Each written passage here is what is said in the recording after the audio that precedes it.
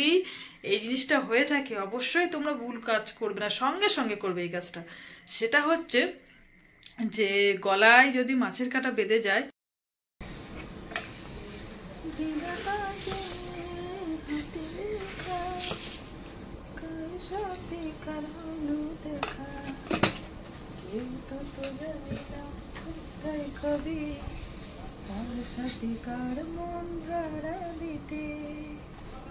Good morning, কেমন আছে সবাই? আশা করি সকলে ভালো আছে, সুস্থ আছে, আর আমি বিন্দাস আছি। সকালে সকালে চলে আসলাম চা বানাতে, আর ওদিকে মোটামুটি বেশ খানিকটা কাজ করে এসেছি। আর এবারে কাজে হাত দেবো, বুঝতেই পারছো। আগে গরম গরম চাটা খেয়ে নিই, শীতের সকাল, তারপরে তো সারাদিন পড়ে রইল সারাদিনের কাজ। পাউরুটি এনেছিল কালকে আর খাওয়া হয়নি, কপালের দোষে সময় পাইনি, সারাদিন কাজে এত ব্যস্ত ছিলাম। তাই আজকে একটু লিকার চা করে নিচ্ছি। আর পাউরুটিটা একটু ছেঁকে নেবো, জানো তো, মানে বাসি পাউরুটি একটু ছেঁকে খেলে ভালো হয়।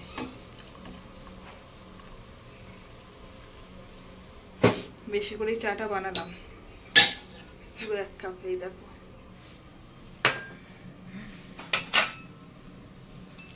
বেশি কিছু খাই না খাই, অন্তত চাটা একটু বেশি খাই আমি।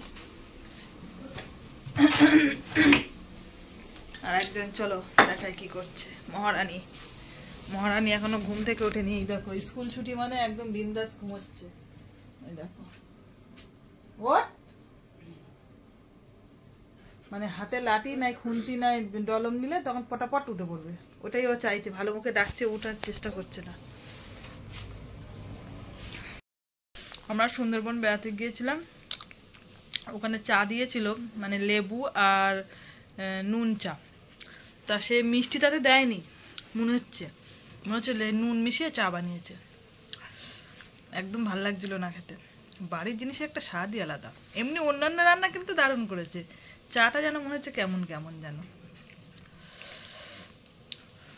আর পাউরুটি দিয়ে চা খেতে কিন্তু খুব ভালো লাগে, জানো তো। বাইরে যখন ঘুরতে বেড়াতে যাই, দোকানে যখন পাউরুটি দেখি ভীষণ লোভ লাগে, কিন্তু ওই বাইরে গিয়ে পাউরুটি দিয়ে চা খেলে লোকে বলবে, হে মা হ্যাংলা বউটা পাউরুটি দিয়ে চা খাচ্ছে। কিন্তু আমার ভীষণ ভালো লাগে। ওদিকে কাজকর্ম মিটিয়ে চলে আসলাম, মানে সকালে টিফিন বানাতে। রুটি ওদিকে করা কমপ্লিট, এই যে রুটি করেছি। আর সঙ্গে হচ্ছে রুটির পাতে হচ্ছে বেগুন আলু বড়ি দিয়ে একটা তরকারি। ওই তরকারিটা খাবো না বলে আমি আমার মতন একটু বেগুন ভাজা করে নিচ্ছি। আর এই শীতকাল আসলে কিন্তু সত্যি কথা বলতে বেগুনের সব কিছুই ভালো লাগে, কিন্তু বেগুন ভাজা রুটিটা বেশি ভালো লাগে তার জন্য। আর বেগুন ভাজা দিয়ে কিন্তু আমি ভাত খেতেও খুব ভালোবাসি। বেগুন পোড়া এখনো খাওয়া হয়নি এবছরে, দেখা যাক দিনক্ষণ দেখে, তারপরে তো বেগুন পোড়া বানাতে হবে। আর আজকে দুপুরবেলা মাছ নিয়ে এসছে আর ফুলকপি নিয়ে এসছে। মাছগুলো কেটে নিয়ে এসছে, ধুয়ে রেখে দিয়েছি লবণ হলুদ মাখিয়ে। আর সকালবেলা তো চা পাউরুটি খেলাম, একটা পাউরুটি ছিল এই যে তোমাদের দাদার জন্য। তো বললো যে খাবো না, একেবারে রুটি করো, রুটি খাবো পরির জন্য, আমার জন্য, তোমাদের দাদার জন্য, 3 জনের জন্য রুটি করেছি। আর ওকে তো দিয়েছি খেতে, ওইটা পরি খাচ্ছে।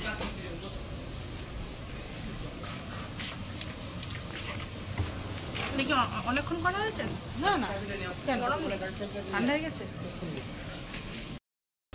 এই মাত্র রুটি খাওয়া হলো, সঙ্গে মোয়া নিয়ে নিচে। দেখো, শীতের মোয়া বেশ ভালো লাগে, আমরা তো খেতে খুব ভালোবাসি, তোমরা তো জানোই।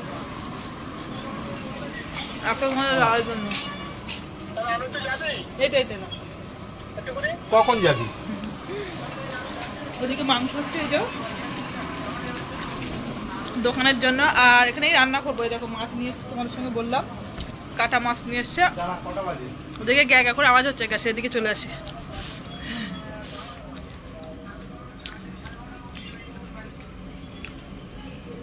পরশুদিনকে 1 প্যাকেট নিয়ে এসেছিল, খাওয়া হয়ে গেছে রাতারাতি। আর কালকে রাতে নিয়ে এসছে পুরো 1 প্যাকেট সাবাড়। তোমাদের দাদাই রাত থেকে খাওয়া শুরু করে দিয়েছে।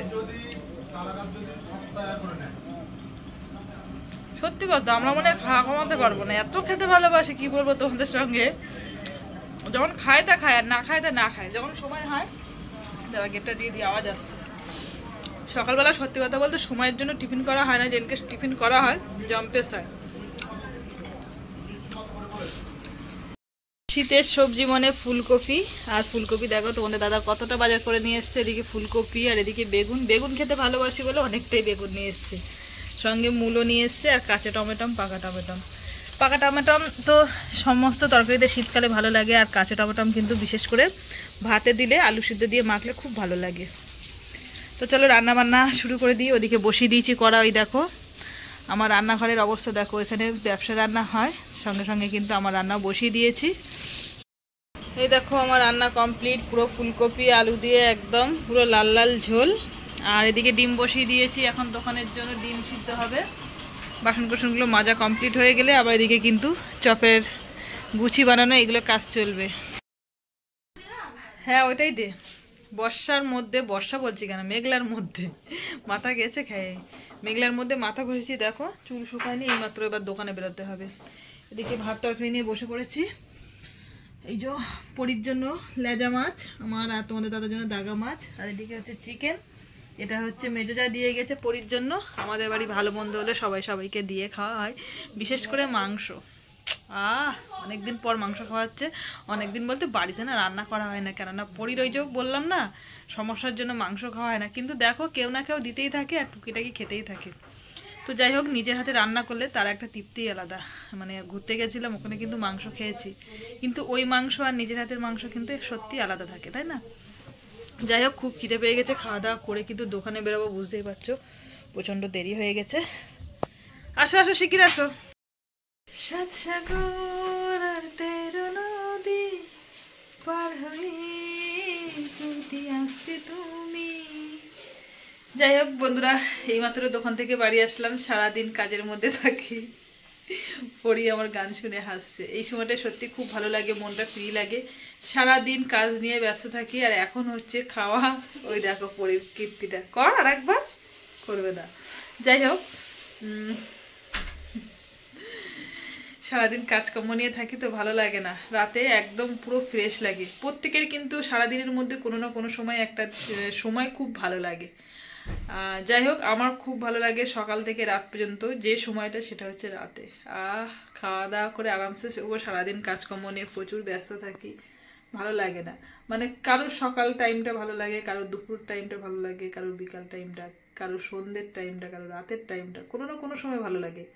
আমার ভালো লাগে রাতে, কেন রাতে কোনো কাজ বাজ নেই, খাওয়া দাওয়া করো, একটু ফোন দেখো, টিভি দেখো, নিজের মতন করে, মানে 2-5 মিনিট 10 মিনিট মানে গা ছেড়ে থাকা যায়। আর সারাদিন তো কাজ, মানে একটার পর একটা কাজ লেগে থাকে, তখন কোনো কিছু ভালো লাগে না, মাথার মধ্যে যেন অস্বস্তি বোধ করে। তাই আমি বললাম আমার রাতটা ভালো লাগে। আর যারা আমার এই ভিডিওটা দেখছো, তোমাদের কোন সময়টা ভালো লাগে, তোমাদের বেশ ফিল থাকে, মনটা বেশ ভালো লাগে, অবশ্যই তোমরা জানাবে। ঠিক আছে, এখন এই মাত্র দোকান থেকে বাড়ি আসলাম, মাথা ব্যথা কিচ্ছু আসছে না, আজকে মাথা ঘষেছি, এই দেখো পাগলি হয়ে গেছি। যাই হোক, মাথা আশ্রাবো, আগে ভাবলাম তোমাদের সঙ্গে একটু গল্প করে নিই, যেহেতু দোকানে বেরিয়ে গেছি, তোমাদের সঙ্গে গল্প করা হয়নি। এখন ভাত তরকারি গরম করতে চলে এসেছি রান্নাঘরে, খাওয়া দাওয়া সেরে একদম ঢাপাস করব। তো চলো, যাই হোক, সারাদিন তো অনেক গল্প করলাম, কাজকর্ম করলাম। চেষ্টা করব তোমাদের সঙ্গে আরও ভালোভাবে সারাদিনের ব্লগটা শেয়ার করা, কেননা একদমই সময় হচ্ছে না। যতদিন না পৌষ মাসটা পার হবে ততদিন পর্যন্ত আমার সময় হবে না। মাঘ মাস থেকে একটু বেলা বড় হবে, তখন থেকে চেষ্টা করব। আর আজকে কিন্তু আমাদের এখানে বৃষ্টি হয়েছে রাতে, এখন বাজে হচ্ছে তোমার ওই 11:30 বাজে। আমরা যখন দোকান বন্ধ করি 11টা বাজে রাতে, তখন বৃষ্টি পড়ছে, জানো তো, ফুটপাট বৃষ্টি পড়ছে। এখন শোনা যাচ্ছে কালকে নাকি বৃষ্টি হবে সারাদিন। জানি না, বৃষ্টি হলে একদম ভালো লাগে না।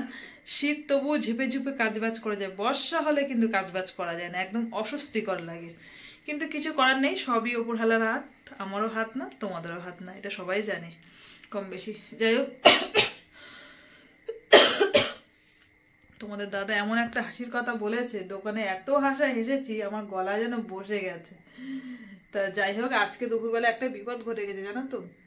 মানে ঘটে গেছে না, ঘটে যাচ্ছিল, মানে হাফ গিয়েছে হাফ যাচ্ছিল। মানে হাফ গিয়েছে যেটা হচ্ছে, আমার গলায় কাঁটা বেঁধে গিয়েছে। মানে কাঁটাটা এমন জায়গায় বেঁধে গেছে, এরকম করছি গলার কাছে যেন মানে আড়ে হয়ে বেঁধে রয়েছে। তারপরে সেই লেবু ছিল এটা। হ্যাঁ, ভালো কথা, একটা কথা তোমাদের সঙ্গে শেয়ার করি, কারোর যদি এই জিনিসটা হয়ে থাকে, অবশ্যই তোমরা ভুল কাজ করবে না, সঙ্গে সঙ্গে করবে এই কাজটা। সেটা হচ্ছে যে গলায় যদি মাছের কাঁটা বেঁধে যায়, অবশ্যই লেবু থাকলে ঘরে, পাতি লেবু বা যে কোনো জাতীয় ধরনের লেবু হোক না কেন, টক জাতীয়, বাবা বলার সঙ্গে সঙ্গে গালে জল এসে গেছে, ওই লেবুর সঙ্গে নুন দিয়ে সঙ্গে সঙ্গে খাওয়া শুরু করে দেবে।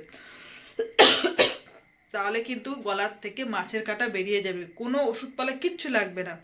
আমার কিন্তু এটা ধরে দুবার হলো, তোমাদের দাদার একবার ওরকম হয়েছে, সঙ্গে সঙ্গে লেবু মাছের কাঁটা বেরিয়ে গেছে।